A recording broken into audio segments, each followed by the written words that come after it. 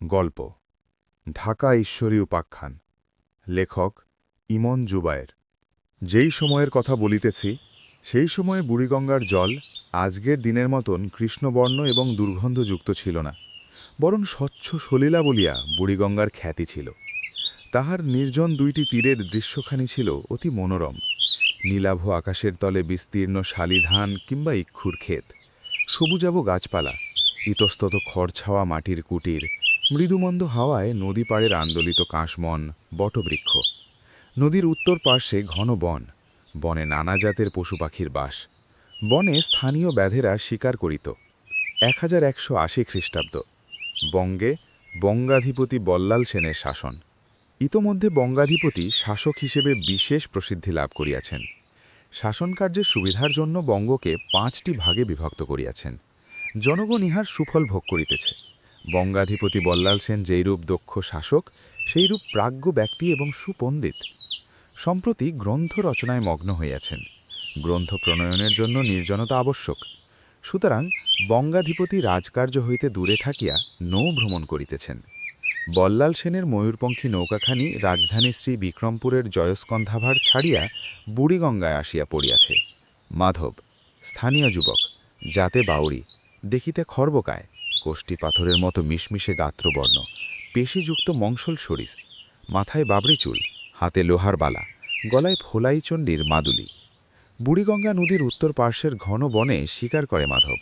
হরিণ, পাখি, খরগোশ পশু পাখি ধরিয়া স্থানীয় লক্ষ্মীরহাটে বিক্রি করে। লক্ষ্মীরহাটে যাইবার পথে একটি ভগ্ন দেউল পড়িত। লোকে বলিত দেউলবাড়ি। দেউলবাড়িটির অবস্থান বুড়িগঙ্গা নদীর উত্তর পার্শ্বের কুল ঘেঁষিয়া। পিছনে ঘন তেঁতুল বন, আশ্বাওড়ার ঝোপ, বেতস বন। তবে সম্মুখের প্রস্তর নির্মিত চাঁতালটি অত্যন্ত পরিচ্ছন্ন। চাঁতাল ঘিরিয়া সজিনা, কামরাঙা প্রভৃতি গাছ। চাঁতাল হইতে একখানি প্রশস্ত পুরাতন শ্যাওলা ধরা সিঁড়ি নদীর ঘাটে নামিয়া গিয়াছে। ঘাটটিকে লোকে বলিত দেউলবাড়ি ঘাট। সেকালে পরিত্যক্ত দেউলে এক বৃদ্ধা বাস করিত। লোকে তাহাকে জটাবুড়ি বলিয়াই ডাকিত। জটাবুড়ির বয়স বোঝা দায়। ধবলত্বক কুঞ্চিত হইলেও লাঠিতে ভর দিয়া চলিতে ফিরিতে পারে। জটাবুড়ি বনৌষধি বিজ্ঞান জানিত। স্বামী প্রশান্ত বৈদ্য বহু বৎসর হইল মরিয়াছে। শ্বশু বাধুর দীপিরণে স্বামীর ভিটা ছাড়িয়া জটাবুড়ি পথে নেমেছে, তাহাও বহু বৎসর হইল। অনেককাল হইল ভগ্ন দেউলে আশ্রয় লইয়াছে। সংসারে লাঞ্ছিত হইলেও বৃদ্ধার প্রাণের লাবণ্য ম্লান হয় নাই। দরিদ্র দুস্থ জনমানুষের চিকিৎসা করিয়া বেড়াইত, বিনামূল্যেই চিকিৎসা করিত। জটাবুড়ির ন্যায় মমতাময়ী বৃদ্ধা বঙ্গে আর দ্বিতীয়টি ছিল না। বন হইতে বিবিধ বনৌষধি সংগ্রহ করিয়া লক্ষ্মীরহাটে বিক্রি করিয়া যত সামান্য কুড়ি পাইত, তাহা দিয়া চাল ডাল কিনিয়া আনিত। মাধবহাটে যাওয়ার পথে ডাক শুনিত, ও মাইধ্যা, আজ কি ধরি লিল? ডাক শুনিয়া মাধব থামিত, হাসিত, হাত তুলিয়া ধৃত পশু কি পাখি দেখাইত। কখনো ডাহুক, কখনো হরিণ শাবক, কখনো গুইসাপ। জটাবুড়ি বলিত, ও মাইধ্যা, মাইক্ষা মধুর চাক পাইলে আমার এক ঘোড়া দিয়ে যাইস বাবা। কামরাঙি চড়ের পরে সে কায়ল আমার থানে আইছিল। পরেশের মায়ার সেতুর চক্ষু রোগ হইছে, এখন মাইক্ষা মধু লাগব। আইচা ঠাকুরমা, মাইক্ষা মধু পাইলে তোমার দিমনে, বলিয়া মাধব বড় বড় পা ফেলিয়া আগিয়া যায়। মাধবের ন্যায় মধুর চাক ভাঙিতে অত্র অঞ্চলে আর কেহই পারিত না। মাইক্ষা বা মাক্ষিক মধু হইল 8 প্রকার মধুর মধ্যে শ্রেষ্ঠ।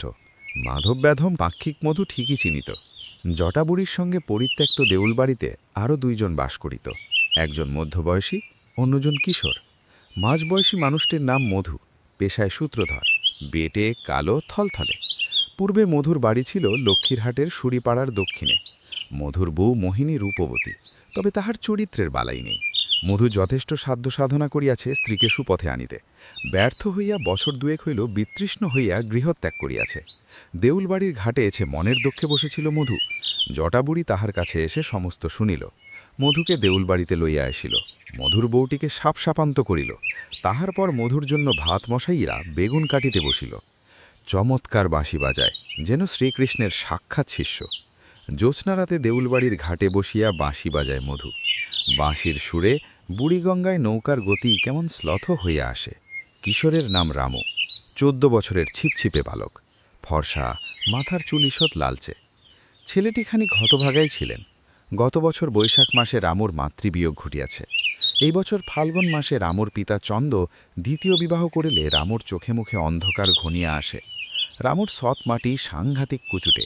তাহার অপবাদ আর অভিযোগে টিকিতে না পারিয়া রামু গৃহত্যাগ করিতে বাধ্য হয়। মনের দুঃখে পথে পথে ঘুরে অবশেষে বুড়িগঙ্গা নদীর তীরে দেউলবাড়ি ঘাটে এসে চুপ করিয়া বসিয়া থাকিল। বেদনার্ত কিশোরের মুখে সমস্ত শুনিয়া পরম মমতাময়ী জটাবুড়ি কাঁদিয়া কাটিয়া আকুল হইয়া উঠিল। পরম যত্নে রামুকে দেউলবাড়ি ডাকিয়া নিয়া গেল। রামুর থাকিবার জন্য মধুকে একখানি কক্ষ পরিচ্ছন্ন করিতে দিতে বলিল। তাহার পর ভাত রাঁধিয়া কলাপাতায় বাড়িয়া অশ্বীঘৃত সহকারে খাইতে দিল। অশ্বীঘৃত ঘটিকির দুগ্ধজাত। খাইয়া যেন অমৃতের স্বাদ পাইল। রামু কিন্নর কণ্ঠ। দেউলবাড়ির ঘাটে বসিয়া শিব বলিয়া টান দিলে বুড়িগঙ্গায় নৌকার গতি কেমন শ্লথ হইয়া আসে। দেখিতে দেখিতে আশ্বিন মাস আসিয়া গেল। একদিন অনেকক্ষণ হইল প্রভাতের আলো ফুটিয়াছে। মাধব ছুটিয়া আসিয়া দেউলবাড়ির চাতালে দাঁড়াইল। ব্যথটি প্রচণ্ড রকমের হাঁপাতে ছিল। চাচাইয়া বলল, ও ঠাকুরমা, ও ঠাকুরমা, আমি জঙ্গলের ভিতরে কি দেখলাম, কি দেখলাম? কি দেখলি, কি দেখলি? বলিতে বলিতে ঘরের ভিতর হইতে জটাবুড়ি বাহির হইয়া আসিল। অর্জুন গাছে একটা খঞ্জন পাখি বৈশা ছিল, লক্ষ্য করা সই করছি। হ্যাঁ হ্যাঁ, ধুতি বাঁধিতে বাঁধিতে আসিয়া মধু বলিল। তীরটা খঞ্জনের শরীরে লাগতেই নিচের ঝুপে পইরা গেল। তারপর তারপর চোখ কচলাতে কচলাতে আসিয়া রামু বলিল, তারপর পাখিটার খোঁজ করতেই দেখি। কি দেখলি, কি দেখলি? অর্জুন গাছের নিচে দুর্বার ঘাসের ভিতর থেকে একখান হাত বাইর হইয়া আছে। কষ কি? হাতখান মাটির তৈরি, দেবীর হাত বইলা মনে হইল। দেবীর হাত? কষ কি? দেবীর হাত। শুধু হাত? মাটির নিচে দেবী ঢাকা আছেন। ঢাকা আছেন? কষ কি? খঞ্জন পাখির আর কি হইল? পাখি নাই। মাধবের কণ্ঠস্বর আর্তনাদের মতন শোনাইল। পাখি নাই? না, পাখি নাই। কষ কি? চল দেখি, চল। মাধবের পিছন পিছন তাহারায় তিনজন বনের দিকে যাইতে থাকে। বুড়িগঙ্গার উত্তর পাড়ে বিস্তীর্ণ বেতসবন। ভোরের মৃদুমন্দ হাওয়ায় বেতসলতায় দুলিতেছিল। লতার ফাঁক দিয়া দেখা যায় একখানি রাজকীয় ময়ূরপঙ্খী নৌকা ভিড়িয়াছিল। নৌকাটি বঙ্গাধিপতি বল্লাল সেনের। নৌকাটি ঢেবের দোলায় মৃদু মৃদু দুলিতেছে। ময়ূরপঙ্খীটিকে ঘিরিয়া আরও ১০-১২টি বিশালকার বজরা নৌকা ভিড়িয়াছিল। তাহাতে সেন রাজার মন্ত্রী পরিষদ, সৈন্য সামন্ত। একটি নৌকায় ভয়াল দৃশ্য রণহস্থী এবং কৃষ্ণবর্ণের তেজি অশ্ব পরিলক্ষিত হয়। কথায় আছে, রাজা যখন চলেন তখন পাত্রমিত্র লইয়াই চলেন। ময়ূরপঙ্খী নৌকার অভ্যন্তরে একটি মনোরম প্রকোষ্ঠে বঙ্গাধিপতি বল্লাল সেন ঘুমাইয়াছিলেন। সদ্য রাজার ঘুম ভাঙিয়াছে। প্রকোষ্ঠটির গবাক্ষ পথে আশ্বিন প্রভাতের নির্মল আলো প্রবেশ করিয়া রাজকীয় প্রকোষ্ঠখানিটিকে ভরিয়া তুলিয়াছে। রাজা ভোরের আলোর দিকে মুখ ফিরাইয়া চোখ বুজিয়া খানিকক্ষণ শিবকে স্মরণ করিলেন। বল্লাল সেন শৈব, শিবের উপাসক, যে কারণে বল্লাল সেনের তাম্রশাসনের লাঞ্ছন সবাশিব, এবং তাম্রশাসনের প্রারম্ভে ওং নমঃ শিবায় বাক্যটি লিখিত থাকে। বস্তুত বঙ্গাধিপতির ইষ্টদেবতা অর্ধনারীশ্বর দেব। এই প্রকোষ্ঠে অর্ধনারীশ্বর দেবের একখানি মূর্তি লাইয়াছে। মাঝে মাঝে অর্ধনারীশ্বর দেবকেও স্বপ্নও দেখেন বল্লাল সেন। কিন্তু গতরাত্রে রাজা কে একজন পরম পবিত্রা দেবী স্বপ্নে দর্শন দিলেন। সে অদ্ভুত স্বপ্নের রেশ এখনও কাটিয়া যায় নাই। বঙ্গাধিপতি ঘোর লইয়া শয্যায় উঠিয়া বসিলেন।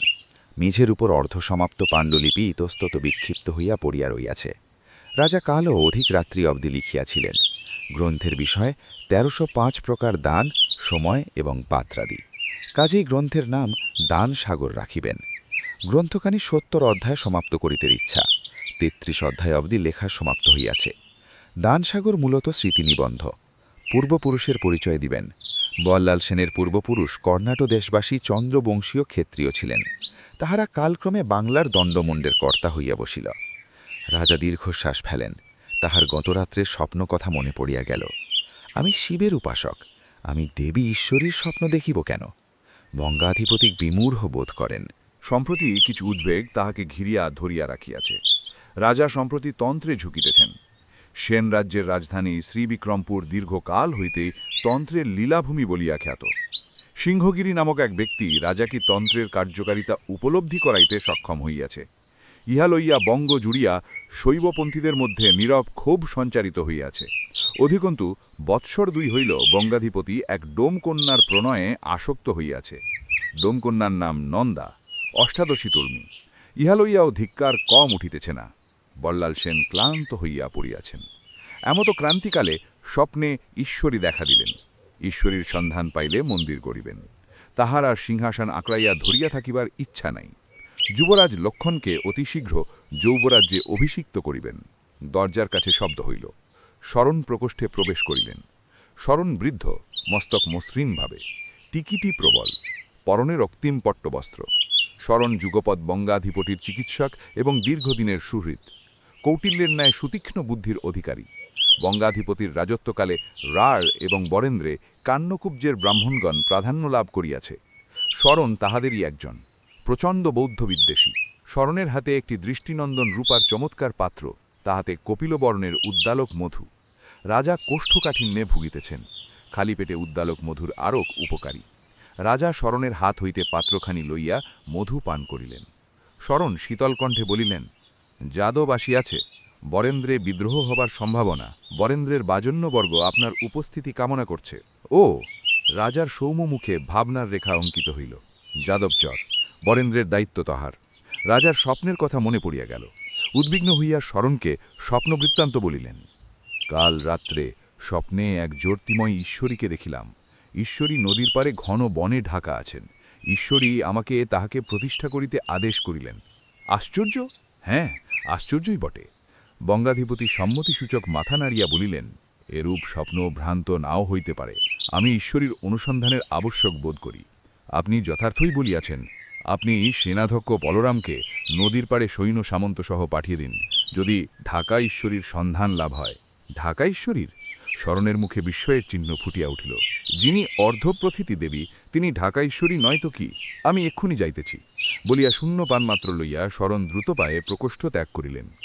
বঙ্গাধিপতি আশ্বিন সকালের আলোয় পরিপূর্ণ গবাক্ষর দিকে চাহিয়া দীর্ঘশ্বাস ফেলিলেন। ক্রমশ বনের অভ্যন্তরে প্রভাতের আলো ফুটিয়া উঠিতেছে।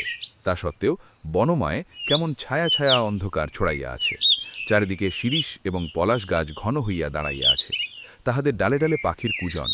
পাখপাখালির কলকাকলিতে সমস্ত বন মুখর হইয়া আছে। সেই শব্দ ছাপাইয়া ঝিঝির ডাক শোনা যাইতেছে। বাতাসে শিশির ভেজা ঘন লতাপাতার ভারী গন্ধ ম ম করিতেছে। মাধব আসিয়া অর্জুন গাছের কাছে দাঁড়াইল। পান পাতার মতন গুড়ঞ্চ লতা গাছটি জড়াইয়া আছে। নিচে মেহেন্দি ঝাড় ঘেরা দুর্বা ঘাস ছড়ানো। হাত তুলিয়া উত্তেজিত কণ্ঠে মাধব বলিল, উই যে দেখো। তিনজনে নিঃশব্দে আগাইয়া আসিল। তাহাদের নিঃশ্বাস ঘন হইয়া উঠিতেছে। উত্তেজনায় বুকের অভ্যন্তরে আষাঢ়ের মেঘ গুড় গুড় করিতেছে। ইহাদের জীবন নিস্তরঙ্গ। সচরাচর উত্তেজনাকর ঘটনা জীবনে ঘটে না। ইহারা যখন দেখিল দুর্বা ঘাসে ঢাকা মাটি হইতে কেবল একখানি হাত উঁচু হইয়া আছে, তখন ইহাদের বুকের রক্ত ছলাৎ করিয়া উঠিল। নির্ঘাত দেবীর হাত। কিন্তু দেবীকে কে গড়িল? জটাবুড়ি দেবীকে প্রণাম করিল। হে ঈশ্বরী, রক্ষা করো মা। জটাবুড়ির স্বামী প্রশান্ত কবিরাজ বৈষ্ণব ছিলেন, তবে বঙ্গে প্রত্যেক দেবদেবী সমান মর্যাদা পান। জটাবুড়ি ভাবিল, দেবী এইখানেই বা আসিল কি করিয়া? নিকটস্থ কোনো দেউল নাই, মন্দির নাই। দেবী নিজেকে ঢাকিয়া আবার রাখিয়াছেন কেন? বন হইতে বিবিধ বনৌষধি সংগ্রহ করার সময় চোখে পড়ে নাই। মাধবের অবশ্যই দেবদ্বিজে অত গভীর ভক্তি শ্রদ্ধা নাই। সে ঘর ভাঙা মানুষ। অবশ্যই তাহার দেবদ্বিজে সংশয় না থাকিলেও দেবদ্বিজের উপর খানিকটা অভিমান আছে বইকি। তথাপি দেবীর অনিন্দ হস্তখানি দেখিয়া তাহার হৃদয়ে এক অজানা আবেগে উচ্ছ্বলিত হইয়া উঠিল। দৃশ্যটি অবলোকন করিয়া কিশোর রামুও অভিভূত হইয়াছে। জটাবুড়ি বলিল, ঈশ্বরী? কিন্তু ঈশ্বরী ঢাকা কেন? সহসা শুকনো পাতার উপর পদশব্দ শুনিয়া মাধব চমকাইয়া উঠল। গাছের ফাঁকে সৈন্য সামন্ত দেখিয়া তাহার উদ্বিগ্ন হইয়া উঠিল। সৈন্যরা নির্ঘাত বল্লালী রাজার। মাধব একবার কাঠের আসন ও শয্যা লইয়া নৌকাযোগে সেন রাজার রাজধানী শ্রীবিক্রমপুরে গিয়াছিল। সে বল্লালী রাজার সৈন্যদের দেখিবা মাত্র চিনিবা পারিয়াছিল। কিন্তু তাহারা এখানে কেন? সেনাপতি বলরাম মধ্যবয়সী। তাহার আকৃতি বেঢপ, গাত্রবর্ণ মিশমিশে কালো, থলথলে শ্যামল মুখে ঘন মোচ, ভুড়ি। সে মাধবদের দেখিয়া হুঙ্কার ছাড়িল, এই তোরা এখানে কি করছিস রে? মাধব আসিয়া জড়সড় হইয়া দাঁড়াইল, বলিল, নমস্কার হই প্রভু। বটে, তোরা এখানে কি করছিস? কই, কিছু করি না তো, রামু বলিল। সৈন্যদের দেখিয়া তাহার শরীর ছমছম করিতেছিল। সে ইহার পূর্বে নিকটথ রাজসৈন্য দেখে নাই। এই তোরা তস্কর নস্ত? সেনাপতি কর্কশ কণ্ঠে জিজ্ঞাসা করিল। জটাবুড়ি ফুঁসিয়া উঠিল। সৎ বলিয়া বুড়ির তেজ বড় সাংঘাতিক। বৃদ্ধা দুপা আগাইয়া আসিল। আমাদের দেইয়া তোমার চোর ডাকাত মনে হয়? সেনাপতি বলরাম ভড়কাইয়া গেল। সে বল্লাল সেনের সেনাদক্ষ বটে, তবে জগতে প্রত্যেকেই শক্তের ভক্ত, নরমের জম। সেনাপতি কাঁচুমাচু হইয়া বলিল, না না, আমি তাই বললাম বুঝি। তা গৌড়েশ্বর রাজা বল্লাল সেন স্বপ্ন দেখেছেন এখানে কোথাও একজন দেবী ঢাকা আছেন। আমরা দেবীর সন্ধানে বেরিয়েছি। ওই তো ঢাকা ঈশ্বরী। জটাবুড়ি হাত তুলিয়া দেখাইল। কই দেখি। সেনাপতি বলরাম আগাইয়া আসিল। তাহার পর ঢাকা ঈশ্বরীর হাত দেখিয়া অস্ফুট শব্দ করিয়া করজোড়ে প্রণাম করিল। তাহার পর সেনাপতি বলরাম অন্যদের তাহার পিছন পিছন যাইতে নির্দেশ দিয়া ভক্তিতে গদগদ হইয়া হতদন্ত হইয়া নদীর পাড়ে আসিল। নদীর পাড়ে জটাবুড়িদের অপেক্ষা করিতে বলিয়া সেনাপতি ময়ূরপঙ্খী নৌকায় উঠিল। সেনাপতি রাজাকে বিস্তারিত বলিল। শুনিতে শুনিতে রাজার সৌম্য মুখমণ্ডলে বিস্ময়ের ভাব ফুটিয়া উঠিল। রাজা বলিলেন, যাও, তাদের নৌকায় ডেকে নিয়ে এসো। বলিয়া রাজা স্বয়ং প্রকোষ্ঠের বাহিরে আসিয়া আশ্বিন প্রভাতের ঝলমলে রৌদ্রে দাঁড়াইলেন। শরণ রাজার পার্শ্বে আসিয়া দাঁড়াইলেন। জটাধারী বৃদ্ধা, মধ্যবয়স্ক এবং সুদর্শন বালককে দেখিয়া ভ্রুযুগল কুঞ্চিত হইয়া উঠিল। রাজাকে দেখিয়া জটাবুড়ি ঠিক জড়সড় হইয়া না গেলেও কিঞ্চিত কুণ্ঠাবোধ করিল। রাজা বল্লাল সেন, মৃতস্বামীর মুখে কত না নাম শুনিয়াছে। ঢাকা ঈশ্বরীর কৃপায় আজ রাজ দর্শন হইল।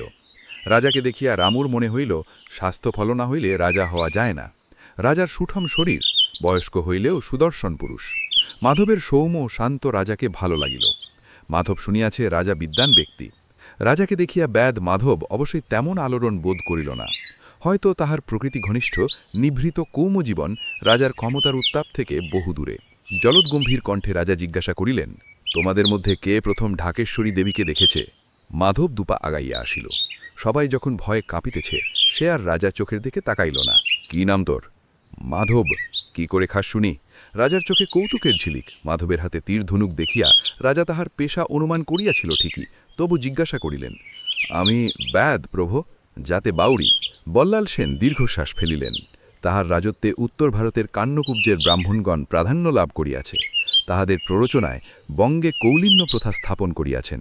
ইহাতে গৌড় বঙ্গের ডোম বাউরিদের নাভিশ্বাস উঠিয়াছে। জাতিভেদ এবং বর্ণপ্রথাকে দৃঢ় করিতে কান্নকুব্জের ব্রাহ্মণগণ নিত্য রাজাকে পরামর্শ দেয়। অবশ্যই বল্লাল সেনের জানিবার কথা নয়, এই বর্ণভেদের কারণে ভবিষ্যতে বল্লাল সেন সমালোচিত হইবেন।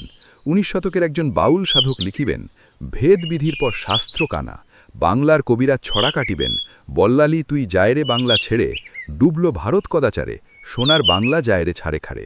তথাপি বঙ্গাধিপতি এই মুহূর্তে মাধব বাউড়ির কাঁধ স্নেহভরে স্পর্শ করিলেন। যেহেতু তিনি এই আশ্বিন প্রভাতের আলোয় উপলব্ধি করিলেন, আদি ও অনন্ত ব্রহ্মার সভায় দ্বিজগণের পাশে এ অন্তজেরও স্থান হইবে, তাহা না হইলে মাধব কেন সর্বপ্রথমে ঢাকা ঈশ্বরীর দর্শন পাইবে? রাজার অষ্টাদশী ডোমকন্যা নন্দার কথাও মনে হইল। শাস্ত্রে আছে, প্রেম রূপেও শিব প্রকাশিত হন। ডোমকন্যা নন্দার ভিতর দিয়া শিব প্রেম রূপে প্রকাশিত হইয়াছেন। তাহলে নন্দা আর অপবিত্র থাকিল না। আদি ও অনন্ত ব্রহ্মার সভায় দ্বিজগণের পাশে ডোমকন্যা নন্দারও স্থান হইবে। জীবনের পরম উপলব্ধিতে উপনীত হইয়া রাজা আবেগে আপ্লুত হইলেন। তিনি প্রত্যেকের মুখের পানে একবার চাহিয়া আবেগ জড়জড়িত কণ্ঠে বলিলেন, আজ আমার স্বপ্ন সত্যি হল।